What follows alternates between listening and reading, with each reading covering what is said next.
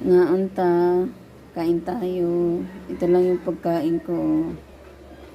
Ganyan lang kalit. Pilit pa yan.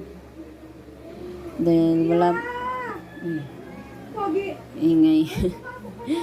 Wala talaga akong ganang kumain kanina pa.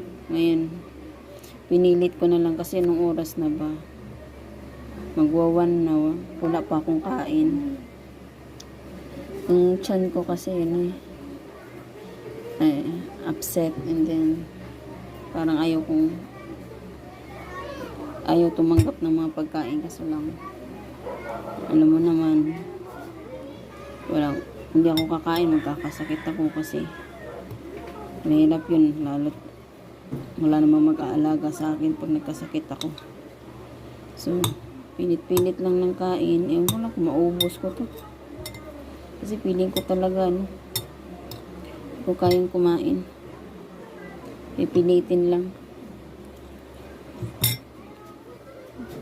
Pipilitin para hindi magkasakit.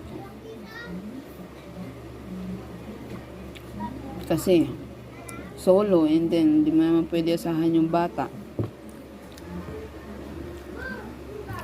Hindi mo naman asahan na mag-alaga sa'yo. Kasi bata pa. Pag walang kain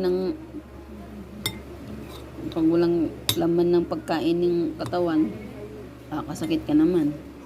Kaya pilit lang.